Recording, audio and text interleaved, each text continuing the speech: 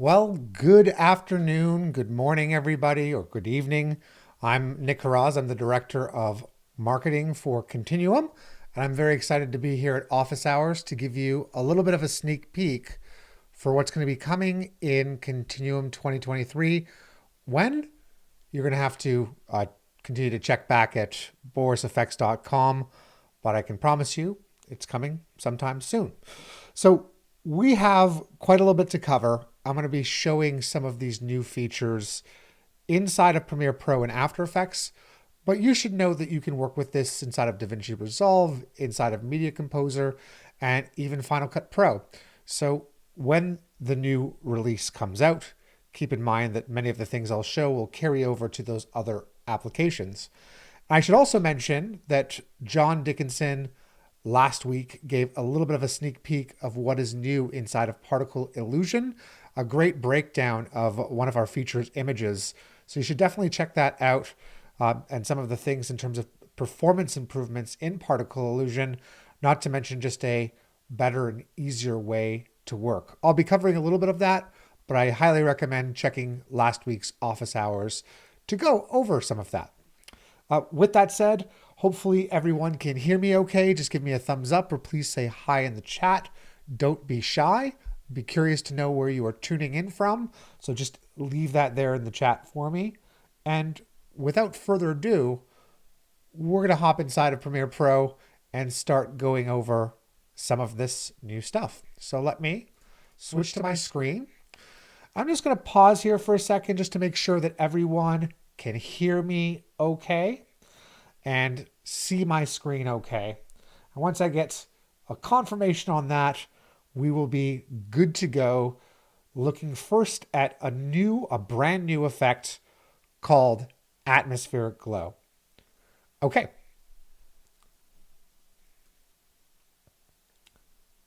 Cool. So atmospheric glow is one of several effects that we touched upon here inside of Continuum 2023, and it harnesses the power of multiple light types, not to mention textures, to give you a really robust effect.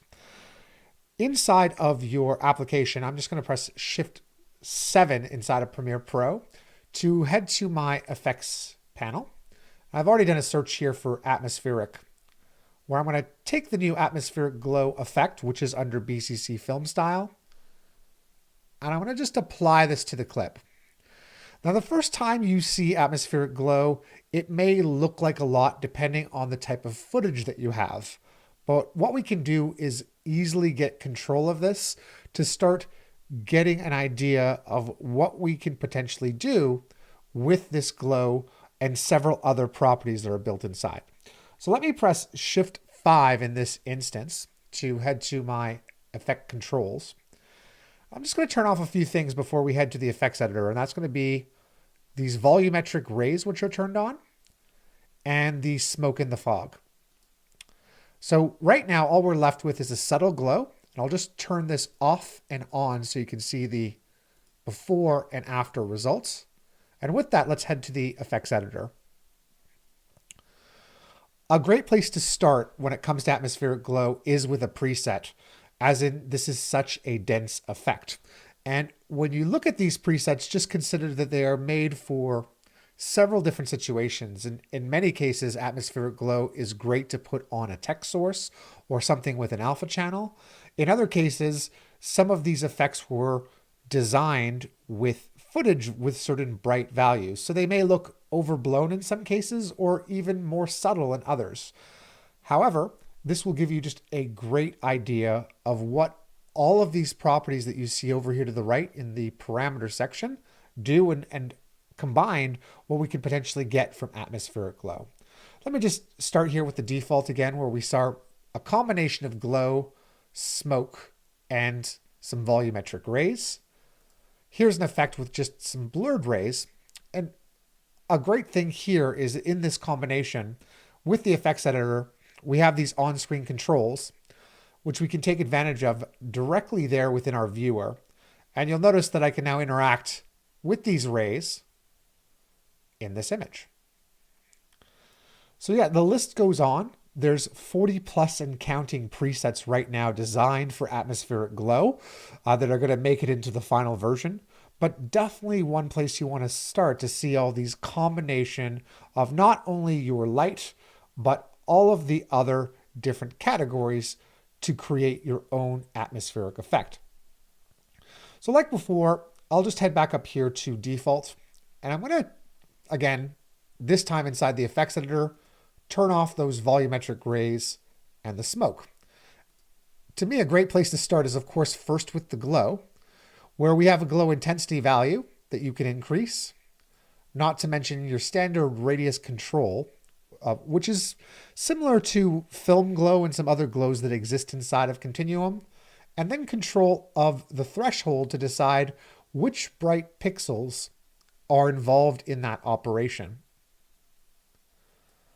Another nice feature of this glow is your ability to actually have independent glows just from these controls, whereby giving different red, green, and blue scale values, you can change the color and appearance for how your glow looks. So this would be a glow that you would see standard inside a film glow, these controls, not to mention a little bit more when it comes to some independent glow controls here. But we also have the ability to mix this glow using a series of blend modes. So depending on your source footage, you could experiment here with the glow. Currently it's set to screen. Maybe you'd want to see what it looks like in a situation of overlay and to see how much that glow is going to change based on that glow applied mode operation. I'll set this to soft light. And now I'm just going to head back up here where we'll change this back to its screen default. One of my favorite things about atmospheric glow is just by playing around with those base properties of the glow, we could easily come down now to a flicker section and now have some automatic animation that is kept with that glow, and not to mention also be able to be saved for presets. So if I enable this right now, this flicker, we can see here that our glow begins to flicker, and this flicker is added on top of the glow, and we can decide whether that flicker's operation happens before or after the glow. In fact, many of the other properties that we'll see here, we can decide the order of operation of how these different sections are stacked together. In the case that I change the flicker to a pre-glow, you'll notice a much different result because now the glow is essentially affecting the flicker based on that order of operations. So I'm going to keep that at post-glow. And to control the speed of this flicker, we have two main values here. We have speed and amount. We can go up to a speed, the highest speed value happens to be 100 in this case. And just a little handy tooltip, if you ever go inside your effects editor, this little square is a nice little identifier to tell you when you see a line that this has been changed from its default. And if you ever just click on this square, this is going to reset your property or value. You can consider this to be similar to the hooked arrows that you see inside of Premiere Pro for resetting each of those properties. So if you ever need to get back to square one, just simply click that reset toggle. I'll increase that speed again up to 100, and then we have amount. In this specific case, if I crank up the amount all the way, it's going to have some very high bright values. But if I'm looking to have just a subtle light fluctuation in terms of brightness, I could easily bring that amount down, keeping the speed at 100 to get a fast flicker, but not affecting the brightness values too much. And now you can see again how that flicker itself is integrated with the glow. Continuing along here with this list of properties and variations, in addition to mixing both glow and flicker, another main component of this is adding volumetric rays. We saw a preview of that in an existing preset that I selected where I dragged it with an on-screen control. But in this case, I'm going to go to the volumetric raise section and now enable those rays. And you'll see here that these rays by default are quite bright. And this is based on the glow operation that's occurring, based on the value that these effects are order, which is set by this pre-post. Right now, the base glow is in fact glowing the volumetric rays. And if we didn't want that, we could simply change the operation of volumetric rays to happen after the glow, setting it here to post glow. So now we have a glow, a flicker, and some rays here involved in the scene where we can adjust these volumetric rays simply by dragging on those on-screen controls. Now, another great thing is because all of these elements are independent, you might find yourself starting to build up a look, and in that, realize that you have too much. In fact, maybe all you want is in fact the rays and not the glow at all. At any time, you can head back to a given section, something like glow here, and I'll just show you if I bring down this glow intensity to 0, now there is no glow, and in fact, just this volumetric rays effect. That flicker also remains, which I can of course turn on and off, but now we just have one component involved here with atmospheric glow, which happens to be those volumetric rays. Some of my favorite controls that we get from BCC's rays include adjusting the length of those rays. We see here how this position can be adjusted inside the effects editor. Not to mention when you go inside your host, you can then begin to animate it. We've got threshold values in terms of what bright pixels are involved in the rays operation.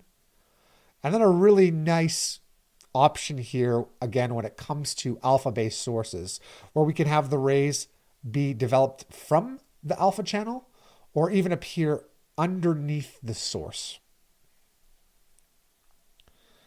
Now, rays, sometimes when they appear within a shot, you'll see elements of also smoke and fog develop. If I close out that volumetric rays section, you'll see just right here, we've got a smoke fog option, which also interacts with these rays. So right now, our fog is set to this post glow operation, but just notice how many options we have here for configuration. So we could have fog happen pre-glow or post-glow. And not to mention, we can actually even set the configuration to be smoky rays. So I don't know if you can see this, but as I drag the rays, notice that the fog is limited to where the rays are shining, which is really nice. And simply by just changing that configuration, we've got this scene set up here with our rays, not to mention some animation happening there with our smoke. Now, with any continuum-based effect that you bring into the effects editor and you start to dive deep here with atmospheric glow, keep in mind, it's great to look at before and after comparisons. So we have a few ways to do that. One is simply an A-B comparison, where you're going to see your original shot, not to mention the shot that you are currently playing with. So just because these rays are subtle right now, I'll just drag the on-screen controls so we can see the current state of what's happened based on us applying atmospheric glow. If I go here to volumetric rays, we just bring up that brightness a bit. We'll start to see that smoke a little bit better. Not to mention, I'll bring up the threshold so that those rays affect more pixels within the shot. Here's that original image where, besides this A-B comparison, we could also do a split screen. And by simply dragging on these triangles, either at the bottom or top, you can see the before and after clip comparison, which we can do either this way or this way, and not have to switch between two different ways of doing these split screen comparisons, which is a really nice feature inside of the effects editor. So keep in mind here with smoky rays, all of these different options including just being able to see, if I turn off this clip comparison, just the smoke that's being produced, or alternatively, just the rays, which really allow us to dial in the effect to what we're looking for. And while this is, in fact, a combination of complex looks combined together, keep in mind as that you begin to build some of your atmospheric effects.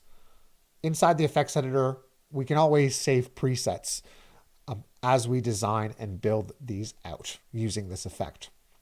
And last, just I'll show you the smoky rays, where this by itself, as I'll show you in a second, could just be used as a background for a piece. We could place it on a piece of black video, whether that be inside of Premiere Pro or After Effects, using it for all types of stuff. Okay, let me just hop back in here and we'll show the smoky rays results of what's been built so far. Continuing in the smoke section, there are several controls here for developing the speed, not to mention how opaque your smoke is going to be. So we can play with some of those settings down here by simply speeding up. We're going to have smoke move a lot faster within the scene, or alternatively dial that number down to be a lot more subtle, which is going to work better with this shot that we have here. I usually find it in several of the examples when playing with atmospheric glow, I did also dial down the opacity, so the smoke ended up being just a lot more subtle in the shot and not overtake it by any means, just adding a little bit of atmosphere and taking it a bit further in this instance. On top of controls for the smoke, you have equal controls here for the fog. So opacity scale, not to mention the contrast of the fog that's built inside of it. And then a handling checkbox here at the bottom to use the source alpha if required, as well as several blend mode controls. So you can see we're already 18 minutes into this office hours, and I've just started to deconstruct the first 4 sections of this effect. We still yet have a section for prism, which is going to take and add a prismatic effect to your image and your scene. You can have an amount value of up to, I believe, just over 400 here, depending on your stylization needs, not to mention a prism rate if needed. I'll just dial those down a little bit here in terms of values. We can add grain to the overall image. And another one of my favorites is your ability to also add orbs. And by simply clicking this, we start to get some orbs within our scene, along with another on-screen control that displays because it's active, where we can control where these orbs originate. Another toggle that we have is to invert where those orbs originate by simply clicking on this illumination checkbox. And now, rather than be controlled by that circular area that you just saw, instead, they're outside of that area by just simply toggling on this invert illumination option. Like fog and smoke and flicker, there's animation already built inside. And since that animation or those values are being controlled by sliders, you have the ability to save anything that you animate to the effects editor. And that animation can travel cross-platform. So it can travel from someone, if you're working with someone in Premiere easily, but if you're working in Premiere and someone's working inside of DaVinci Resolve, that could easily go over to another editor as well, working in another system, as long as they have Continuum. So you can see this buildup of effects and controls here. The final things to mention are just also the post color correction, not to mention a vignette that you could add to your overall footage. So not only can you build a light atmospheric look, but also do a little bit of color correction along the way by adding grain, post color correction and a vignette to your image. So this could be a one-stop shop in certain ways to build some more robust effects that you can use within Continuum. So let me just apply this. And we can see here that when we head back to the host, we should see that update pretty quickly, which is awesome. And this is the combination of effects that I've added here with atmospheric glow. Again, I recommend trying this effect on different pieces of source footage to get more familiar with it, and also on elements that have alpha channels. Right here, just in time for Halloween, I've got something wicked text here. And I'll apply atmospheric glow to it. We can see how this looks by default. We've got those rays again, the fog and the glow. And if I head to effect controls, here's a great example where within the effects editor, when we head inside, we can start to see a few effects like something wicked here that John Dickinson created, where not only can we interact with those rays, but based on some of these settings, the thick smoke and settings give this a nice almost background feel applied to this alpha channel based clip. That's kind of cool. And we can of course take this preset, enable other effects to go along with this mix if needed, not to mention start to play with the parameters of the sections that are currently active. So I'll just apply that. We can see that result here inside of Premiere applied to a title graphic. And by the way, if you're not on Premiere Pro 2023, you should note that graphics or any title graphics inside the Essential Graphics panel have been sped up quite a bit within the application. So this is going to work really good with atmospheric glow, not to mention all Continuum-based effects for you to play with and start developing some looks. So that's feature number one. Let's hop into a lovely little feature also added to our film glow effect. So just like before, I'm going to head over into my effects tab. I'll type in film glow. And we're going to find this also in the film style category. Over the last few versions, we've added several presets to film glow. It's been GPU accelerated. And now, if we head to either the film glow effects in effect controls or our effects editor, which I'm about to do, we'll see even more additional presets that have been added. Not to mention, if we take a look at these parameters here, in fact, I'll just make this screen a bit clearer by making it bigger. There's now a secondary glow option.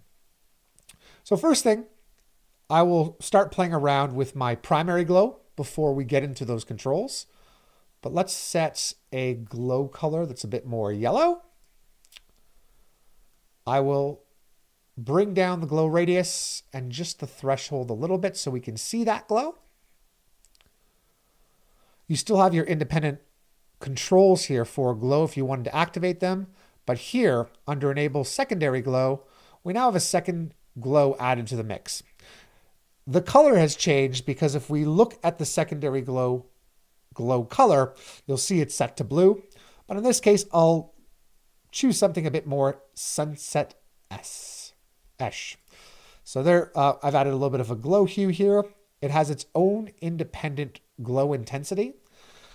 And this is where you may want, depending on what you're looking to do with your clips, to also equally affect the glow intensity of your first glow. There's a handy checkbox here where we can actually link glow intensities. And what this does, as you start to play around with changing the glow here in the secondary glow, is that your changes with the glow intensity for the first glow are going to be linked, in the second glow are going to be linked with the first glow. A nice little feature there to simply just link the intensities versus having to control these individually. We have separate control over the glow radius. We can increase that or decrease that. And then, not to mention, if we want to glow this under the source, affect the threshold of that secondary glow, not to mention expand the glow radius, as well as have independent controls for that glow radius if required on both X and Y. So that nice little feature there that's been added to Film Glow. You now have that secondary glow option and a few different effects that are linking or enabled to that secondary glow. Sometimes, again, it's all going to be based on the brightness of your pixels, how this is going to look over source footage. So I do recommend, once applying the effect, try dropping the glow threshold if you don't get your desired results, or in fact, increasing that glow threshold if the effect seems too strong. Here we have a nice, lovely little flame enhancer effect from John Dickinson. This could be great if you have source footage specifically of a candle flame, something that you could try there with some of the new presets. In fact, over 250 of them now inside of Continuum for you to play and try out. Cool. I'm going to apply that to the clip. And now that we're at the end of this glow story, so both atmospheric glow and film glow, this is going to bring me to something that I'm super excited about. And this is a subtle or two subtle little enhancements to one of my favorite effects and what I think is one of the most unique effects inside of Continuum. This is BCC plus light. If you've never used this actually allows you to apply a gobo, a light modifier, to your image and have tons of control over how that gobo appears. And then using things such as Mocha or Mocha AE, you can even track them into your scene. So for this story, I actually have two gobos on this shot. I'm going to show this inside of After Effects. We've got one on the background and a second one that is just showing on the lady's face here. So let me hop inside of After Effects to show this. Okay, we're going to kind of start from scratch with BCC plus light already applied to the clip. So the end result here is I would like this gobo to be a part of this scene, this light modifier. We can see that it's shining right now on the lady's face as well as the background, but unfortunately not moving with this shot. Okay. So with BCC light applied, you should note that like all Continuum effects, what you first see can sometimes be deceiving. And in this case, nothing is further from the truth because there is a wealth of actual textures that you have available for all of your scenes. To see this, we want to go inside of the effects editor, where I believe we're almost close to 700 plus now, which is quite amazing. All types of gobos have existed here for a while, which you can blend into your images. But even more exciting is a new category. So I'm going to go up here to the top and just choose new, where we have several abstract-based presets and textures for you. Now, there's something very unique about these textures set by default compared to other textures that you might have used inside of BCC Lite based on the default operation. So in fact, I'm going to choose abstract here. And one handy trick when you're using these textures, and you just want to see the texture and not the blend into the clip, is just to go to the top of the parameters here, where we'll change the output just to gobo. So this is that texture source, but you're seeing it bigger than this little thumbnail currently displaying to you in the preset section. Now, this happens to be right now a tiled image. So to do this, I'm going to show you the original source. You can see this under the gobo section. There happens to be an operation automatically turned on called edge mode. And if I set that to transparent, this is the original image inside of BCC Lite. In fact, several of them you'll see are square by default. Because this is seamless or a tiled image, setting this to wrap allows you to have a lovely pattern background. We can even see this clearer if I begin to scale this image. There again, we can see how this tiles really nicely to create some pretty unique looks. tiled-based looks, and again, this mode is set to wrap right now, but you also have the option of setting it to reflect, which is going to create another type of gobo pattern available to you. Now, in this new category exists 50 new textures that you can take advantage of, and all of them happen to be seamless. I would try some of these different modes, both wrap and reflect, to see how you can use them inside of your scenes.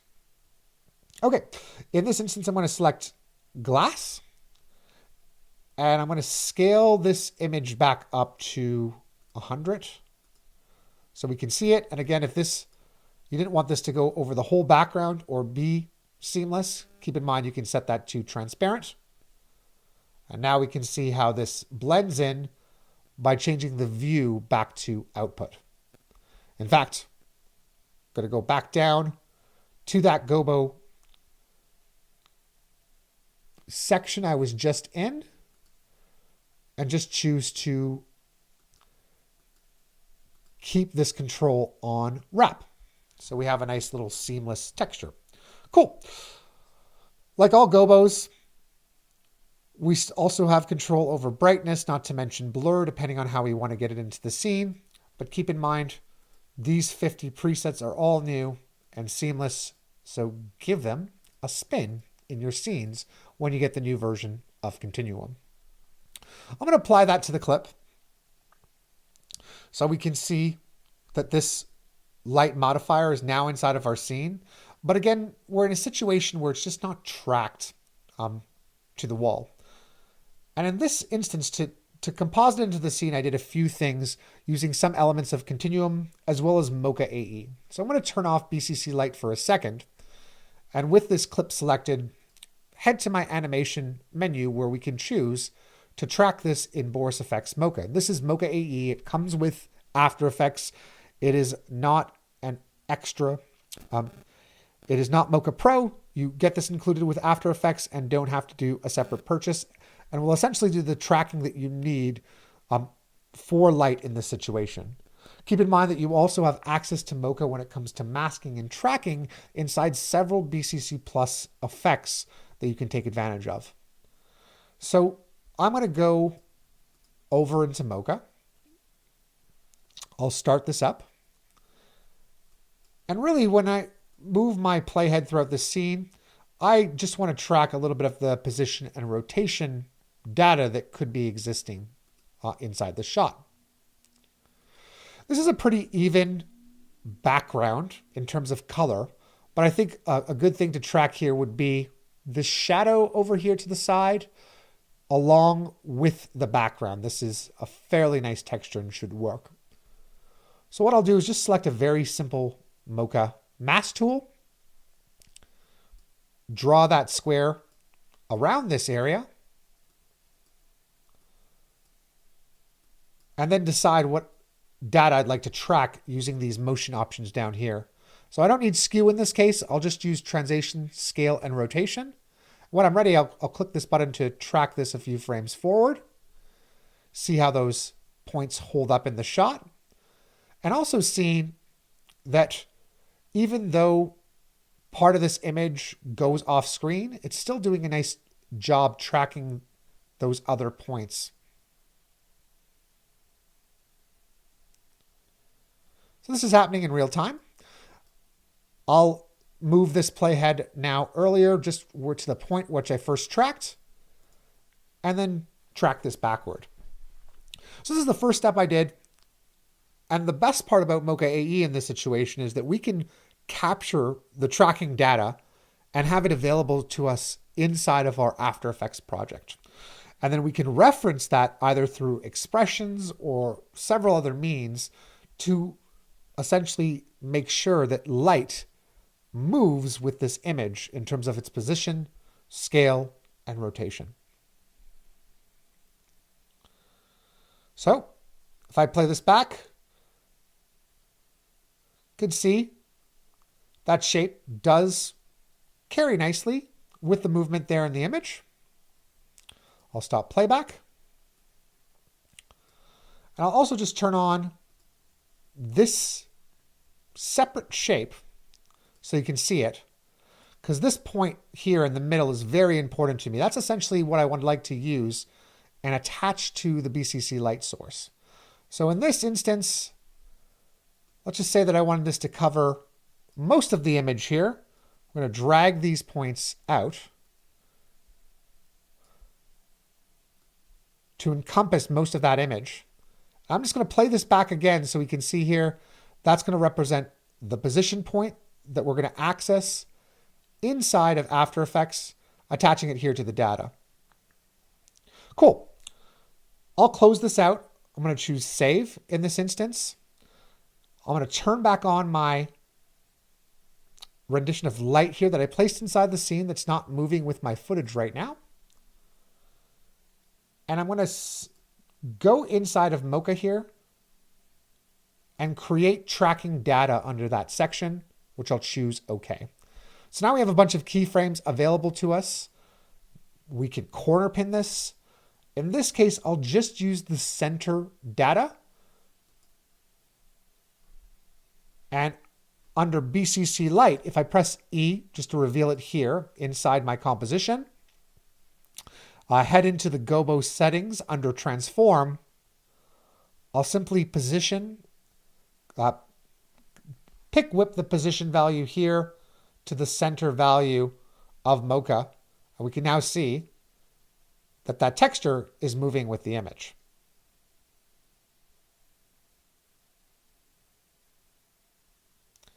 And that's a seamless texture in this case. Cool. So that was sort of the stage one that I did here, where I took one texture and I had it move or attach to Mocha AE tracking data. I then used a version here of Primat Studio to simply cut out a subject, followed by another version of my subject in this case, to also track in this instance, specifically another texture. Now these results have just sort of changed based on my settings here, but there was a much better result that we can see available inside of After Effects versus the ones that I'm currently seeing right now. You can see here the final result there of me just keying out that actual background, specifically using Primat Keyer. So those are just a few features just in terms of BCC Light, those seamless, those 50 textures that you have available. And just talking about presets, we didn't only add them to what's new, the new effects and properties that you see, but they're spread across several other effects as well. Naming some off the top of my head, check out chromatic aberration, check out film grunge. You're going to see several new presets added to each of these sections that have been curated and artistically created. Pretty cool. So now that we've sort of covered over some of the stuff that's new within effects inside of Continuum 2023, we're now going to take a look at transitions. I just want to check in with everybody, see if there's a thumbs up, everyone learning something, or had any questions about anything that I've demoed so far when it comes to Continuum 2023. Just let me know. I will respond to anything you ask in the chat as long as you can hear me. Cool. And as I wait for that to come up inside the chat, it's now time to move over towards the transition part of Continuum 2023. So in 2022.5, 15 transitions became GPU accelerated and connected with the effects editor, where you now have tons of modern day presets for those, including the very popular crash zoom. And in 2023, we now have another 10 transitions available to you, including several new ones such as Swish Prism and Swish Warp. So these are essentially pan-based transitions, and you can find them. I'll clear my search here. Within your video transition section, I'll head to BCC transitions. All of the new ones simply have the BCC plus right before the name of the transition. And the ones that are or have been added are film roll, linear wipe. We've then got your swish pan, swish glow, swish prism, swish warp, and a few other wipes such as linear wipe, radial wipe, vignette wipe, and another cool effect, which is a textured wipe. Cool. When it comes to any of the swishes, I'll actually apply one of these. I'm going to apply Swish Prism to the edit point of this clip. And we can see that we get a pan from left to right by default, not to mention a prism overlay on top of that pan. Now, just like all Continuum effects that we've seen, we can head to the effects editor, and inside of it, keep in mind that you get both sources, so both edit points. So we get the out point of the outgoing clip and the in point of the incoming clip, and can see a live preview of those images, of those frames involved within the transition, which is pretty cool. You also have easing controls where we have on-screen controls inside of here, where we can choose to have a much ease in of a transition when we ramp up to it, and then an ease out for our incoming clip by simply dragging on this point here. Those two values, these on-screen controls, refer to the animation tuning section. You can see that ease in and ease out is set to 100 in this instance. But if I start to drag this control, currently the one on the left, you'll see it's affecting just the ease in and how fast we ease in to our Swish Prism. With those on-screen controls, we also have the ability to play with some presets here. And some of them can create some pretty psychedelic effects when it comes to both your prism and your pan being mixed together. But this one that I've just selected happens to be a really cool example of what's possible to do.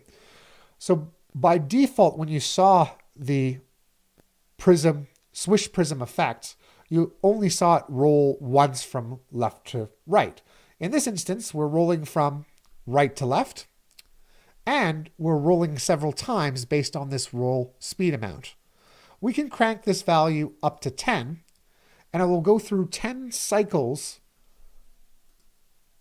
of your out image and your incoming image, or the A side and the B side of your edit. Since this is only 1 second long, 10 is way too much in this case.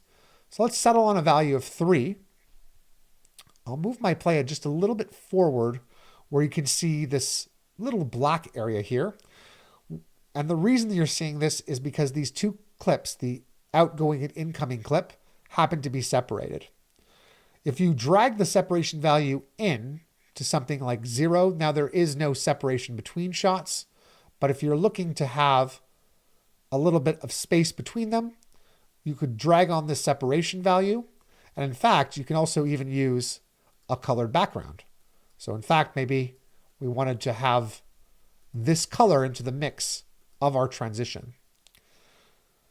This roll speed control isn't unique when it comes to Swish Prism. So any of your swishes, and that's going to be your Swish Glow, your Swish Warp, and your Swish Pan, will have these controls available for you in order to create your desired roll-based effect.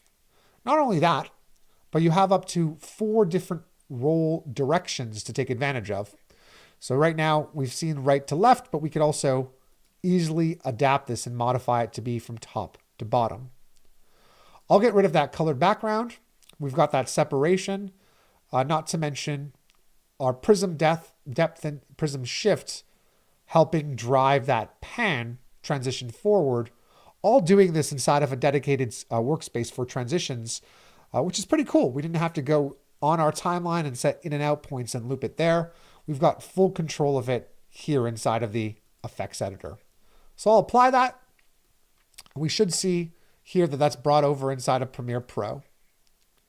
Now just to see what the easing does a little bit better, I'm going to select this transition and actually affect the ease out amount to a value of 100.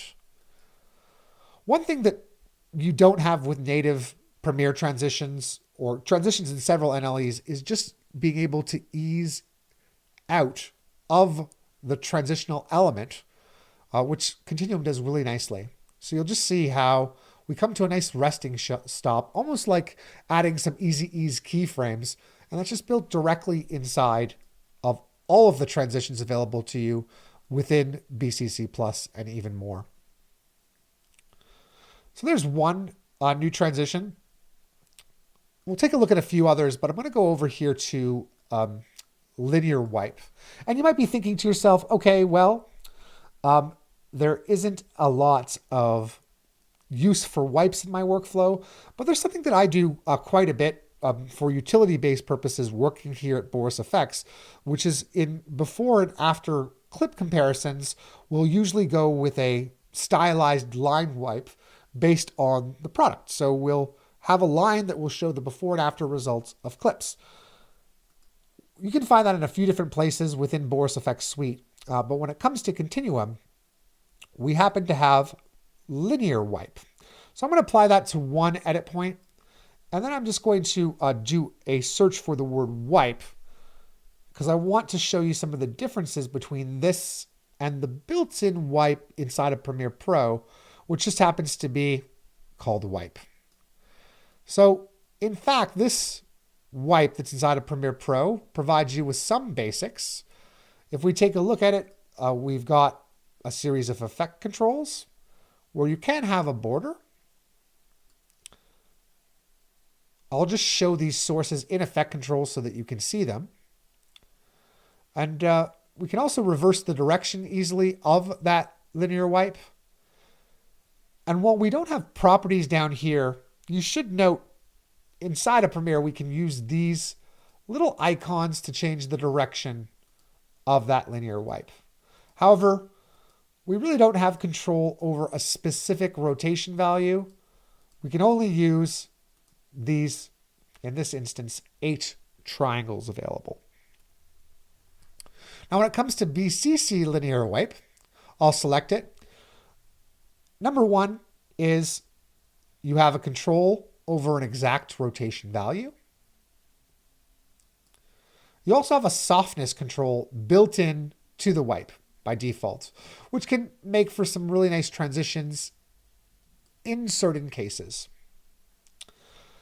The other of my favorite feature is not only do you have access to just one border, but if I enable borders on, you have up to 3 that you can take control of. Now what you're seeing here are 3 lines that are stacked on top of each other. Some of these lines have a softness value, and we can easily control this softness by bringing it down for the separate other borders here to so that we can see these slight border differences. And in fact, also play with the offset value of these lines. There we go. To see that we have up to 3 lines that we can use as a wipe or a reveal from one image to another. Now, while I'm doing all of these controls inside of the effect controls for Premiere, keep in mind again that we can go into the effects editor, and we've given you a bunch of starting points when it comes to some pretty nice designs when it comes to line wipes here that you can take advantage of. Some that also mimic almost like a photocopier that you can take advantage of. Some with just nice bright flashes combined, as well as some dynamic smooth wipes that you can take advantage of as well. And all of our wipes, our radial wipe, our vignette wipe, have these 3 border options that are just built robustly into your transition. Now, last when it comes to transitions, I'm just going to go over here to film roll, where we have another roll effect, which is a combination of an old style film roll that you might see on a projector, not to mention film damage effects that are built with it. So similar to some of the pans that you saw, we have control over a roll speed, so how many times this rolls. And then we have a series of controls here controlling the look of the transition. So those are the built-in textures that you're seeing right now. Several are from film grunge and several are glowing the actual image. One really nifty option here is global intensity.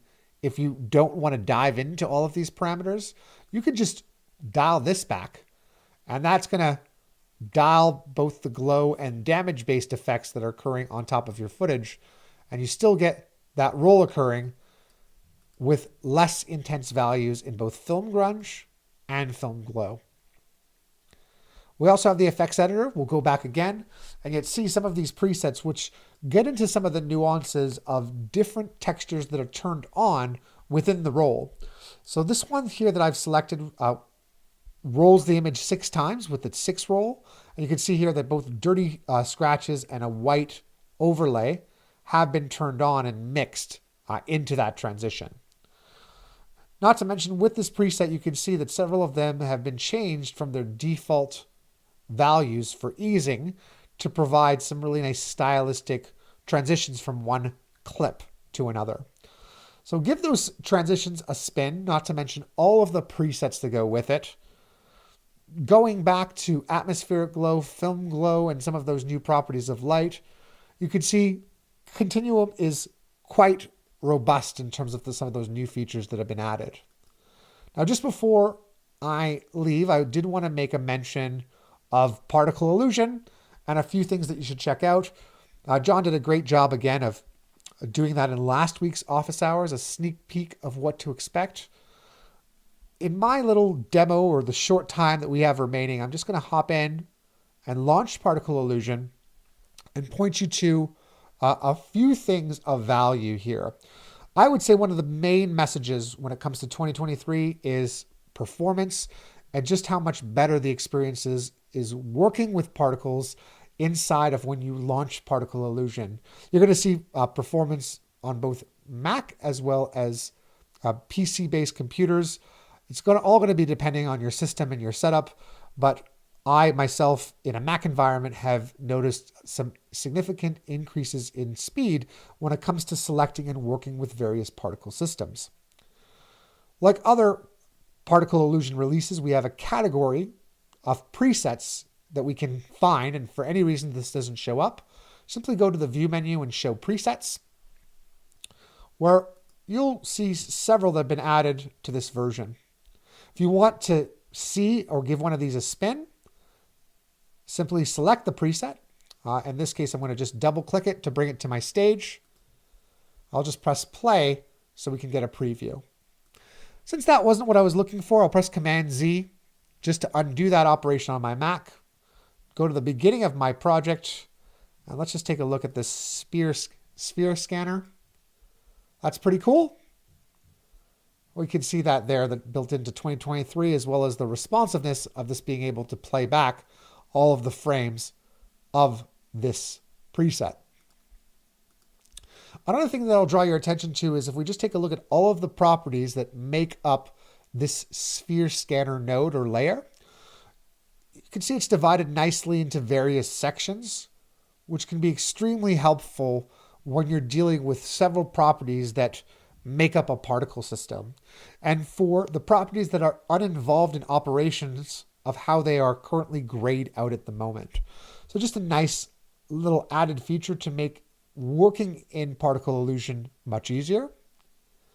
If I start to hover over some of the overlays that are currently turned on, you'll see here that I get some presets, some tooltips that show up, helping better guide me to previewing these presets, not to mention how I could even create some of these particle systems. Cool. I'm just going to rewind that project. The only other thing that I wanted to mention about particle illusion is when it comes to 3D models, you now have the option of a normal emission available for you when your shape is set to 3D model and you have a 3D model selected. So something to check out, which can be extremely useful depending on the particles that you're designing or creating. I'm going to apply that just to head back to my Premiere host. We can see there that particle illusion has now been applied to my black video, that new preset that's included in Continuum 2023. And those are some of those new features that I wanted to share with you. So let me just toggle back to the full screen camera of me. I'm really curious to know what you thought about some of the new features that have been added to Continuum. Feel free to leave a comment if you're watching this later or if now. Curious to know what you think and if this could be something that's useful for your workflow. Thanks, Crispy. Yeah, normal emission is a great ad for those 3D models. And I'm curious when you get your hands on Continuum, what you're going to think about the newly added performance for your particle illusion experience. So while I can't say when Continuum 23 is coming out, I can say that it's soon. So keep on checking back at borisfx.com. Lots of information will be rolling out about how to get it. And keep in mind, if you're on an active subscription, you're going to get this absolutely free, not to mention other licenses as well. So something to check out in the next couple of weeks. Recap, we've checked out the new atmospheric glow effect and all of the 40 plus presets they're going to ship with it. The new enhanced secondary glow option inside of Film Glow. The 250 plus presets that are spread across Continuum, but 50 seamless textures that have been added to BCC Lite, which you can find in the effects editor in the new category, and also happen to have a wrap property already applied, making them seamless for when you need a gobo light modifier to your scene. We've got those 10 transitions, the swish pan, swish warp, swish prism, which I just showed, and not to mention those particle illusion improvements. Cool. So that is it for this week's office hours. Again, please leave a comment. Let me know what you think. And I look forward to sharing some more features with you as it comes to Continuum. Some things that we've left out are some changes to Title Studio and a few other enhancements along the way. But thank you. I'm Nick Harauz, Director of Marketing for Continuum, and I'll see you guys at another office hours near you. Bye.